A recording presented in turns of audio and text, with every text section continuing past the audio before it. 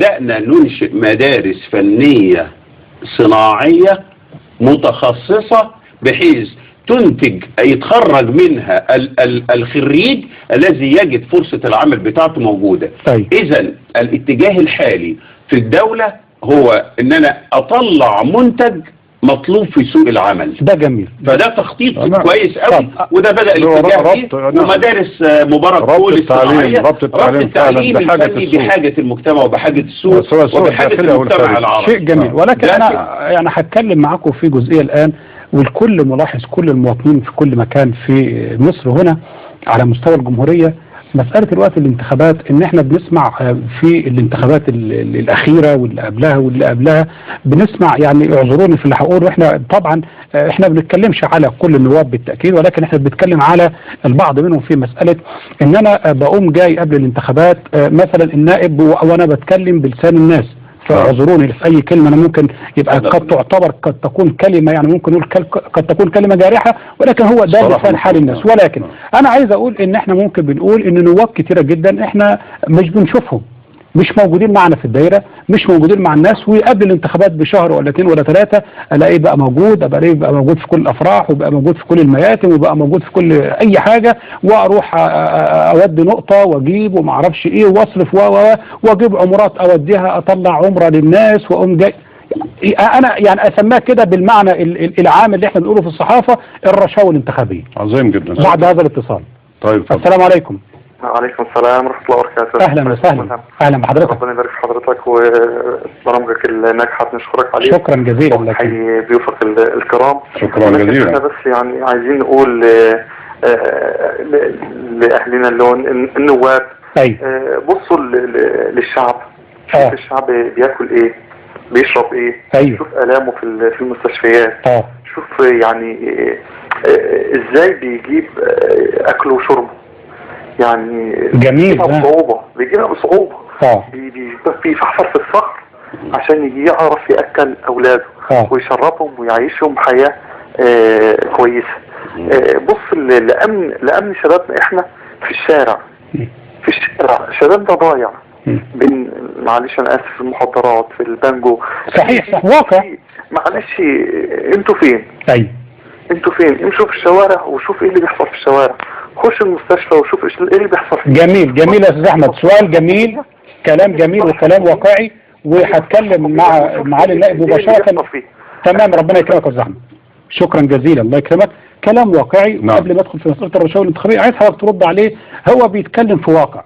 انتوا فين من الشباب؟ فينكم من البطالة؟ فينكم من المخدرات؟ فينكم من الادمان؟ فينكم من الزواج العرفي؟ فينكم من اهمال المستشفيات؟ فين المشاكل الاجتماعية الموجودة الان؟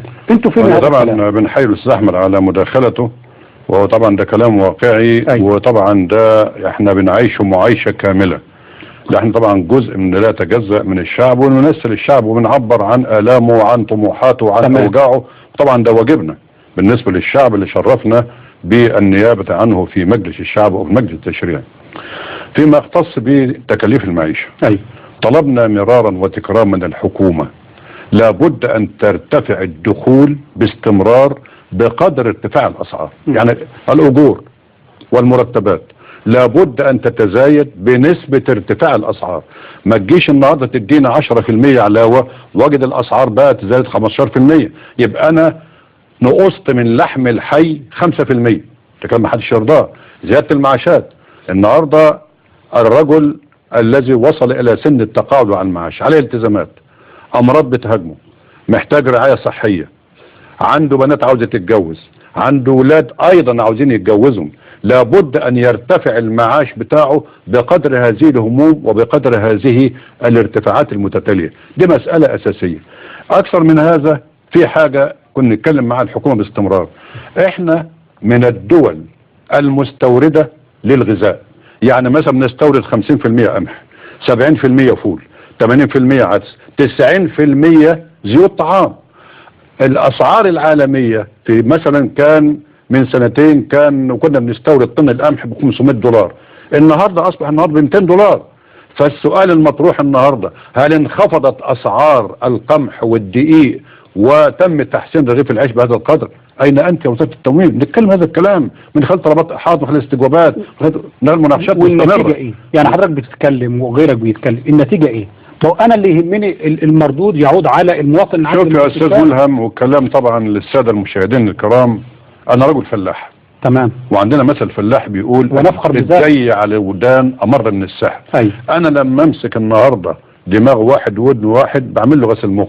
اذا طالما انك انت صاحب حق ما يموتش حق ورا مطالب، انت لابد ان تستمر في المطالبه وتستمر في الالحاح وتستمر في عرض مشاكل الناس وقضايا الناس واوجاع الناس حتى تشكل رأي عام عند الحكومة. لأن تعلمنا زمان بقدر قوة الرأي العام بقدر ما كان ضاغطا على صاحب القرار. طول ما انت بتشوف قضية رأي عام صاحب القرار لابد أن يلتزم بكلامه. طبعا احنا ما بنزهقش، نفسنا طويل وصدرنا واسع، ولابد ان نستمر في الحديث وهذه المطالبات، ده انعكاس لمطالب الناس. جميل، ربنا يكرمك. الرشاوى الانتخابيه بقى. طيب معلش برضه احنا برضه استكمالا للنقطه دي، احنا لا يضيع حق وراءه مطالب. ونحن نعلم ان الحق يؤخذ لا يعطى. فاذا لم يسعى كل انسان انه ياخذ حقه لا يجب ان ينتظر الى ان يعطى له الحق وهو قاعد. تمام. فاحنا مقدرين جدا شكاوى اللي الاستاذ احمد بيقولها، واحنا حاسين بيها لان احنا عايشين في البلد، احنا عايشين في وسط الناس.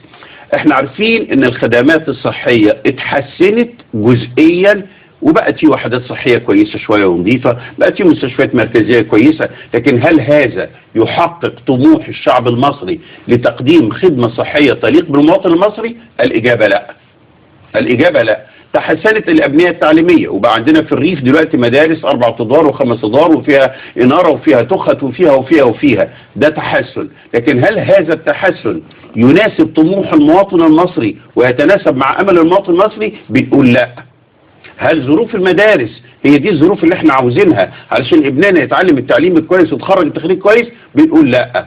اذا رغم حدوث بعض التقدم إلا أن هذا التقدم لم يرقى بعد إلى مستوى المواطن المصري، وإحنا هنتننا نلح. موازنة وزارة الصحة والخدمات الصحية في مصر لا تساوي أي شيء بالنسبة للحجم الموازنة المطلوب الحقيقي لتحقيق مصالح الصحة في مصر. احنا عارفين كده، وفي لجنة الصحة كل سنة نقعد نتخانق مع وزير المالية ونقدم رجل ونأخر رجل ونرفض الموازنة على أمل إن احنا نزود شوية في موازنة وزارة الصحة عشان نحسن الصحة، مدركين أن التعليم والصحة هما جناحا التقدم لأي مجتمع عصري، وبدون الرعاية الصحية وبدون مواطن صحيح وبدون تعليم جيد لن يكتب لأي أمة الرقي.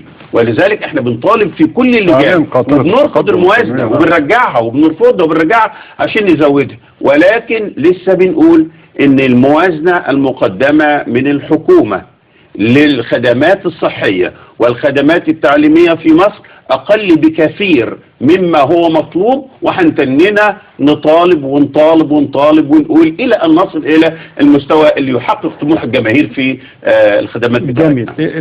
الرشاوى الانتخابية أنا جاب بالي حاجة دلوقتي يا أستاذ محمد في مسألة، حضراتكم بتتكلموا كلام جميل قوي وكلام رائع، ولكن انا حاسس ان الناس اللي قدامي اللي بتشاهدنا الان هو كلام جميل، ولكن انا ما فيش حاجه قريبه من الواقع، لان انا في مشاكل كتيره موجوده في المجتمع.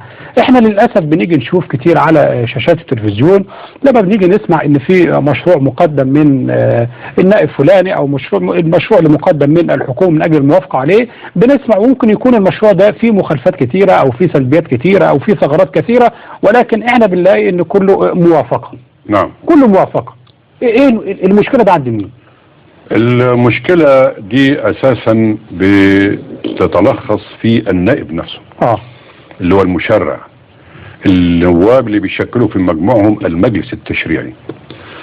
ساعتها اتكلمت عن الانتخابات وان احنا طبعا داخلين على انتخابات برلمانية. طيب. كويس. انا اوجه كلامي لجميع الاحزاب بما فيها الحزب الوطني نفسه.